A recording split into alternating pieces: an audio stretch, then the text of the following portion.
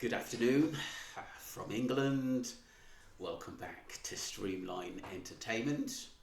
The weekend is nearly upon us. I think hopefully all will have a good weekend. It's our bank holiday weekend, so there's a lot going on. Be safe and enjoy yourself if you're going out. We're going to be talking about basically Megyn Kelly talks about Kim Kardashian's vain moments. I mean, there's many ways to look at it. I think when you're in the limelight, I see things both ways as well. We're in the limelight. You've got to be nearly perfect when you're as famous as Kim Kardashian. Whether you're one of her sisters, whether you're a Bianca Censori, you know, you got a spot on your face. People are going to basically pick it out. Or you've got no makeup on. People are going to say, oh, she doesn't look as beautiful because her face is not painted. She hasn't put eyelashes on. She hasn't put blusher on. You know, all round at the end of the day. But it is what it is, because when you're famous, you're always in the limelight. Sometimes you don't even want to look good. Sometimes you just want to run to the shop and get something and, you know, put on some joggers, not do your hair, just put it up or whatever. At the end of the day, put a cap on. But, you know, being famous is very stressful. But let's get into the video, because it's a reaction video to what Megyn Kelly said. She has got a lot of basically people watching her shows, and she's very intelligent in what she says as well. So we're going to go straight into it. Overpaid women in front of the camera. Hello, Kim Kardashian segue. I can't stand her for all sorts of reasons. And I feel like this incident, which somehow I missed, God bless you for finding this, embodies exactly why I can't stand this woman. It's not personal. I don't think she's evil. I just hate what she represents. So before I play the clip from their show, do you want to set it up so that the audience knows that what we're going to see that you saw that upset you about her at the DMV? Well, she's got two stylists with her. They basically shut down the DMV or leave it open late for her. And she has them take two or three pictures. She's not satisfied with the first one.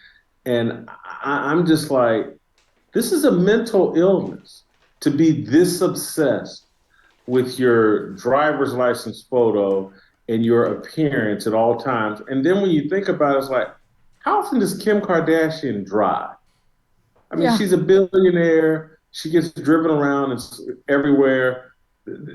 Part of this is gimmick for her, the Kardashians TV.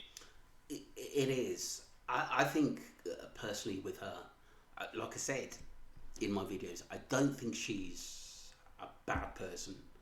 But I think the way Kris Jenner said when they're in front of the media, they've got to be perfect, they've got to be the best. I think she's just talked it into them 24/7. At the end of the day, that they have got to be perfect. They can't put a foot wrong. They've got to look glamorous when they go out in any situation. I think when it becomes a way of life when you're famous, but it is very obsessive with Kim. Show or something that's on Hulu or whatever. But I just, this sort of obsession with your looks is a mental illness. And I'm not someone that's going to sit here and argue and say Kim Kardashian's not attractive, because she is attractive. But this level of obsession, her spirit, her mentality is very unattractive. And, you know, I looked at that and I was saying, people want to say Kanye's nuts. She's just as nuts. All right, wait, let's let now. Look, I think everybody has crazy moments. I think when you're in your limelight, you're going to have these moments where things are not going well. Yet, not a lot of things have gone wrong for Kim. Things really went wayward for Kanye. You get those moments, but we want them to be happy. We want them to actually come through it. It's not all bad at the end of the day. There's no hatred out there from me, from people, but I like people who are straight up and just say it as it is. We want them to be happy, and if they're happy, their fans are happy, we're happy. I've always followed the Kardashians from day one when they've got famous, when they first started coming out with their show, and I found them entertaining and very, very close. But like I said, I think when you're famous, my thoughts are, it's the pressure of the media. You don't know who's taking a snapshot at you wherever you are. You could be in Sainsbury's, you could be in McDonald's, you could be in KFC, and cameras going on off all over the place. It must be, it cannot be easy at the end of the day, constantly being in the media every day. That's pressure and an illness in itself. Not keep people in suspense any longer. Let's see. Kim Kardashian's all-important license photo. Okay, hold on. Wait till I'm not smiling. Hold on. Oh my God, can you imagine? If I'm like... Okay, hold on. God. Okay, no wrinkles, no smiles. Come on, guys. We all need to approve this. Can we try again? Maybe can you come out a bit more? So it's not so cropped. Not so, yeah. Yeah, is there any way to save this, do my another, God. and have them side by side? Really? This one's good. It looks exactly the same as the other one. Blanca killed it. She nailed it. We've worked with many photographers along the time, Blanca, and you got the shot. I wouldn't say we normally get it. In two shots? Yeah. We trusted our instincts. First is the worst, second is the best. Oh my God. That is stomach turning. She's all about appearances. That's the only... Well, look, at the end of the day, I wouldn't just... I see the funny side of things. And look, she's famous. She wants to look perfect at all times. She don't want to be looking at a driving license and think, look, I'm ugly. Whoa, that's me. At the end of the day, she is a very attractive woman at the end of the day. But like the gentleman said, some of her traits in sometimes what she does or what she say makes her unattractive. And that does make sense. But look, it is what it is. For me, it's just something that puts her into a media and something for people to talk about at the end of the day. I wouldn't take it too seriously. Yeah, she may be extra addicted to the way she looks, but she's not the only one. thing that matters to her. That's it. Even her billion-dollar brand is all about sucking in your fat so you can look better. That's her contribution to the world. I'm not saying it's bad, but that's where she's making her money. Looking at herself and encouraging young girls of America and around the world to look at themselves and have other people look at them instead of listen to them. Because when you listen for 20 seconds, you're revolted at the banal emptiness that is the shell of that woman. She's like an athlete in terms of, athletes are paid because of their physicality and they ignore their intellectual evolution. And so she's the same thing. She's vapid. And I just, it is a dangerous message to send to young girls. And I think we're living, especially I'd say young adults, probably say 24 downwards. Everything was put online. TikTok videos. I know TikTok videos come out a lot later, but seeing what's happening on YouTube with the famous stars, the way they look, what makeup they use, how they have a look, is a lot of pressure, I think, for girls to look good. And if they don't think they look good or as good as their friends, they get sad about it, upset about it. And it is big pressure with so much of their superstars looking perfect. And these days you need a lot of money to look perfect. Obviously we know nose jobs, fine. People who are into it, tummy tucks, basically jaw jobs, you name it. You can have facelifts, anything done these days if you've got the money at the end of it. And some famous people, or some people, even though they're not famous, get obsessed with it. There was a cross-gender guy who I actually done a video on a couple of weeks back. He had so much work done on him. I think it was like over £100,000.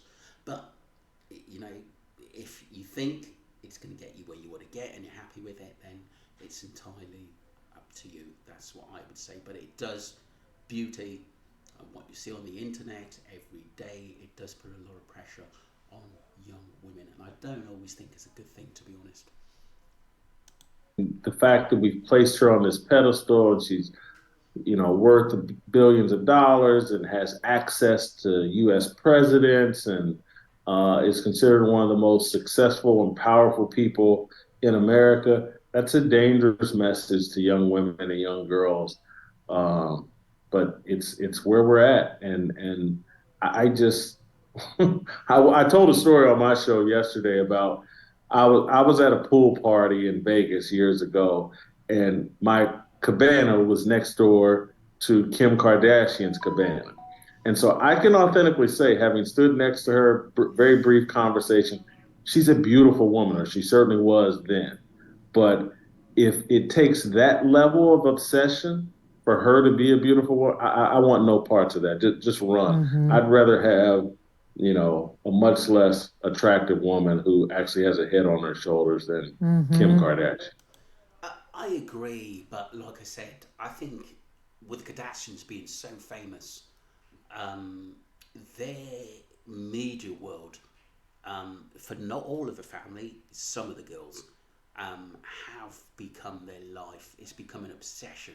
It's become a life within a life at the end of the day, because that's how they make money. That's how they stay in the media. That's how they've become famous. And sometimes this life, which Kris Jenner has told us to keep pushing, never switch off, keep going and going and going, and make as much money as possible. It's become an obsession with some of them.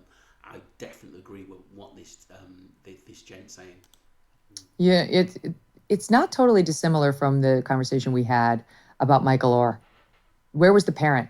If my daughter ever made such a deal about getting her driver's license photo or her school photo, I'd say, knock it off. This is ridiculous. You want to make sure you look neat. Looking nice is fine. There's nothing wrong with wanting to look attractive. But this is an obsession. This is bizarre. Get in front of the camera and smile, for God's sake. Stop it. Knock it off. You need a parent to say you're being absurd. And she didn't have that. She had a mother who fed her to the wolves, who helped her, according to the sex partner featured in the sex tape, make the tape and put it out there for all to see, and exploited her from the cradle. So this is what you wind up with. It's not entirely her fault, but now that she's an adult. Look, it was a mum who put her up to that, who still sort of manages her career now. I mean, she was young then, it happened, that tape got out, but look, it made her famous. After that video, her life just went upwards at the end of it, and she was famous. So that video, even though it's got a lot of controversy, at the end of the day, a lot of people will say, yeah, well done. A lot of people would be against it. At the end of the day, it put her on the map, and we've got to see things in black and white. At the end of the day, it made her famous. At the end of the day, they took off after that. She has to take responsibility. And her fake law degree, which she didn't get, was all just cover to try to make herself seem like she was making an effort to be an intellectual, which she's not and never will be. She's about vapid vanity, and I object on so many different levels. Back to school is here, but sadly, there's one subject that is rarely discussed, and that's money. So, look, that's the end of the video. So it's nice to sort of look at other people who's got YouTube shows, just to see how they think. I do think sometimes when you understand Kim, I think sometimes you've got to take her with a pinch of salt, because a lot of it is just for the cameras. At the end of the day, you know, I do believe she loves her kids, I think she does feel guilty about basically what happened with Canny, but it's happened now. She's going to have a lot of people who thought you treated Canny like shit at the end of the day, and vice versa. But there's no angels, you know, in this world at the end of the day, and sometimes we've got to take people for what they are in their past and present. Yeah, I think that Kim has an obsession with the way she looks, but I think partly is that it was forced upon her a lot through her mum, Kris Jenner, that you've got to be perfect 24/7. And like I said, they live a life within a life in their sort of reality worlds. But that's their life at the end of the day, and they're always going to get attention. It's as simple as that, whether it's good attention or bad attention. Let me know what you think, and thank you to all the new subscribers and the old subscribers who supported me from day one. Thank you very much, and don't forget to leave your comments, because I always try to get back to you. Thank you. I appreciate you. Cheers. Bye.